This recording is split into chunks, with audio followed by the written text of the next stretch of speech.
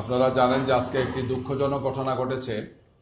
ইনকিলাব মঞ্চের একটি শান্তিপূর্ণ সমাবেশ ছিল, মিছিল এবং সমাবেশ ছিল। তাদের একটি দাবি ছিল যে গত 12 ডিসেম্বর শহীদ শরীফ উসমান হাদির শাহাদত এবং এ বিষয়ে যে মামলা হয়েছে সেই মামলাটিকে তারা বলেছেন যে জাতিসংঘের তত্ত্বাবধানে যাতে এই মামলার তদন্ত হয় এবং বিচার কার্যক্রম পরিচালিত হয়।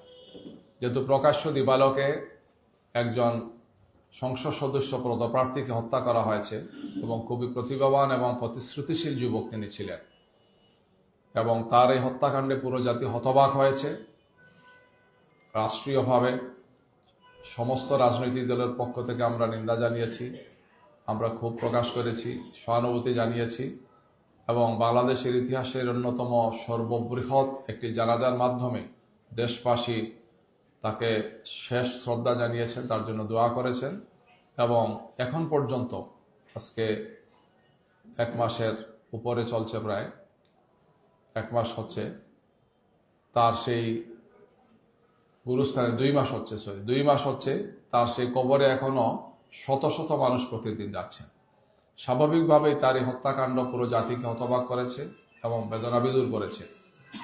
এই অবস্থায় তাদের ইনকিলাব মঞ্চের পক্ষ থেকে যে শান্তিপূর্ণ মিছিল সমাবেশ ছিল, তারা দাবির জন্য তারা গিয়েছিলেন, সেখানে পুলিশের ন্যাক্কারজনক হামলা এবং বেধড়ক লাঠিচার্জ করেছে, টিয়ার শেল নিক্ষেপ করেছে, কাঁদানে গ্যাস নিক্ষেপ করেছে এবং তাদের অনেক নেতাকর্মীকে আহত করেছে।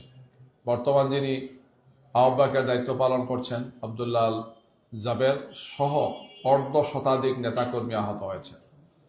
আমরা তাৎক্ষণিকভাবে বাংলাদেশ জামাত ইসলামীর পক্ষ থেকে এবং 11 দলের পক্ষ থেকে আমরা নিন্দা জানিয়েছি। আমরা জামাত ইসলামীর পক্ষ থেকে একটি প্রতিনিধি দল গিয়ে হাসপাতালে তাদের আহত তাদের যারা আছেন তাদেরকে আমরা সহানুভূতি জানিয়েছি। চিকিৎসার জন্য সেখানে সহযোগিতা করতে ডাক্তাররা চেষ্টা করছেন। আমাদের নেতাকর্মীদেরকে আমরা বলেছি যে তাদের পাশে দাঁড়ানোর জন্য সহানুভূতির দৃষ্টিতে।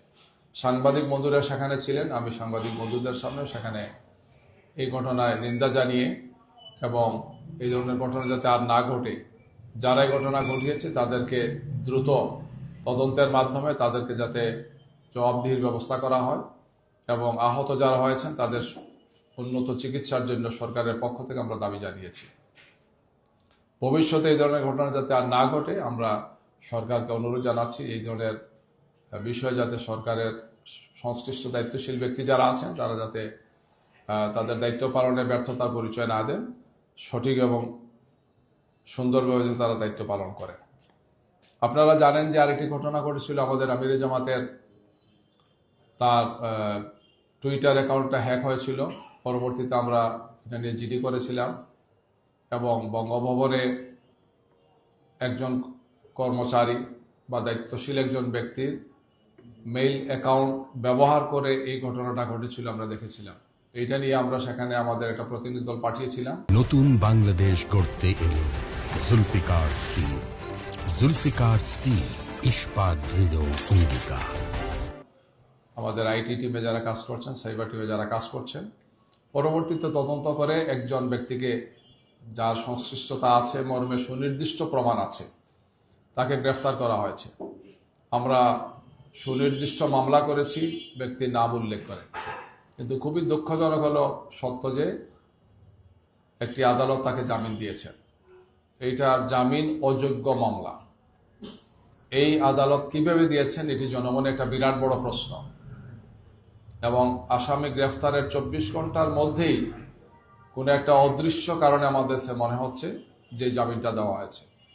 এই জামিন দেওয়ার মাধ্যমে আইনের প্রতি আমাদের শ্রদ্ধা যেটি আছে এটা আমাদের জন্য খুব কষ্ট এবং বেদনার কারণ হচ্ছে যে এইভাবে একজন চিহ্নিত অপরাধীকে তদন্ত চলাকালীন সময় এখনো এই মামলার সিএস বা চার্জশিট হয়নি, অথচ এই আসামিকে জামিন তারা দিয়েছেন। আমরা সাথে সাথে আমাদের আইনজীবীরা উচ্চ আদালতে গিয়েছেন এবং তার জামিন বাতিলের জন্য আমরা সেখানে দরখাস্ত দিয়েছি। আমরা জাতিকে জানাতে চাই যে আমাদের কেন্দ্রীয় নেতৃবৃন্দের, বিশেষ করে আমাদের শীর্ষস্থানীয় নেতৃবৃন্দের, আমিরে জামাত, সেক্রেটারি জেনারেল দুইজনই আপনারা জানেন তাদের আইডি এবং ডিভাইস হ্যাক হয়েছে। আমরা তাদের নিরাপত্তা নিয়ে উদ্বিগ্ন। এই ঘটনা একটির পর একটি ঘটে যাচ্ছে, অথচ সরকারের পক্ষ থেকে আমরা খুব ভালো দায়িত্বশীল আচরণ দেখছি না। পুলিশ এবং যারা দায়িত্ব পেয়েছেন ডিটেকটিভ ব্রাঞ্চের, আমরা তাদের পক্ষ থেকেও মনে করছি না যে তারা সঠিক দায়িত্ব পালন করছেন। আমরা আদালতকে ব্যবহার করে এই ধরনের অপরাধীদেরকে যদি তাৎক্ষণিক জামিন দেওয়া হয়, তাইলে অপরাধীরা মাথায় উঠবে এবং আরো ভয়ঙ্কর ঘটনা ঘটাতে পারে। যেহেতু সামনে জাতীয় সংসদ নির্বাচন আছে এবং গুরুত্বপূর্ণ একটি গণভোট আছে, এই নির্বাচনকে সুষ্ঠু, সুন্দর, শান্তিপূর্ণ এবং গ্রহণযোগ্য করার জন্য অবশ্যই আইনশৃঙ্খলা বাহিনী এবং সংশ্লিষ্ট যারা আছেন তাদেরকে দায়িত্বশীল ভূমিকা পালন করতে হবে আমরা মনে করি। এর পাশাপাশি আপনারা জানেন যে সমস্ত দেশে অনেকগুলো আচরণবিধি লঙ্ঘন, সন্ত্রাসের ঘটনা ঘটেছে, হামলা হয়েছে এবং একটার পর একটা এগুলো ঘটনা ঘটে যাচ্ছে। আমরা প্রতিটি ঘটনাই সংশ্লিষ্ট জেলা অথবা আসনগুলোতে সেখানে যারা আছেন দায়িত্বে তাদেরকে জানিয়েছি, ইলেকটোরাল কমিটিকে আমরা জানিয়েছি, কিন্তু অনেক ক্ষেত্রেই আমরা কোনো সহযোগিতা বা এই ব্যাপারে তাৎক্ষণিক পদক্ষেপ নিতে আমরা দেখতে পাচ্ছি না। আমরা আপনাদের মাধ্যমে জাতিকে সেটা জানাতে চাই।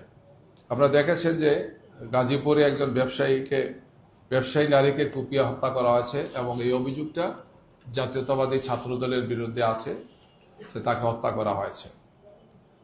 1 ফেব্রুয়ারি চট্টগ্রামের মিরসরাই 7ম শ্রেণীর এক ছাত্রীকে জাতীয়তাবাদী ছাত্রদলের এক নেতার নেতৃত্বে গণধর্ষণ করা হয়েছে, পত্রপত্রিকায় আসছে।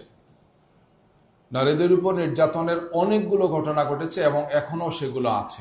আমরা এই ব্যাপারে সব সময় জানিয়েছি আপনাদেরকে, আমরা নির্বাচন কমিশনকে জানিয়েছি, যেখানে যে ঘটনা ঘটেছে সংশ্লিষ্ট আসনগুলোতে আমরা সংশ্লিষ্ট দায়িত্বশীল ব্যক্তি যারা আছেন তাদেরকে আমরা জানিয়েছি। এছাড়া 1 ফেব্রুয়ারি পাবনায় ব্যবসায়ীর কাছে 10 লক্ষ টাকা চাঁদা অবৈধভাবে দাবি করেছেন বিএনপি নেতা কর্মীরা, সেটাও পত্রিকা আপনাদের মাধ্যমে আমরা জেনেছি, মিডিয়াতে সেটা এসছে। এছাড়া আইনশৃঙ্খলা বাহিনীর পক্ষ থেকেও কক্সবাজারে, তারপরে সিলেটে বিভিন্ন জায়গাতে আমরা দেখেছি যে তাদের একপেশে ভূমিকা, এগুলো আমরা পত্রিকায় এসছে এবং আমরা এগুলো তাৎক্ষণিকভাবে সেখানকার ইলেকটোরাল কমিটি যারা আছেন তাদেরকে আমরা সেটা জানিয়েছি। প্রিজাইডিং অফিসারকে হুমকির একটি ঘটনা ঘটেছে, আপনারা হয়তো জানেন যে ফোন করে এই ধরনের ঘটনা ঘটেছে এবং সরকারের একটা বিশেষ গোয়েন্দা সংস্থার পক্ষ থেকে এই কাজটি করা হচ্ছে। এছাড়া বুরহানুদ্দিন উপজেলা যেটা ভোলা 2, সেখানেও জামাত ইসলামীর নেতা এবং কর্মীদের উপর হামলা চালানো হয়েছে এবং পরবর্তীতে যখন আমরা মামলা দায়ের করতে যাই পুলিশ তা মামলা নিতে অস্বীকার করে। পুলিশের পক্ষ থেকে এই ঘটনা আমরা নিন্দা জানিয়েছি, স্থানীয়ভাবে নিন্দা জানিয়েছি। আমরা মনে করি যে এখানে আইনশৃঙ্খলা বাহিনী তার দায়িত্ব পালন করতে তারা ব্যর্থ হয়েছে।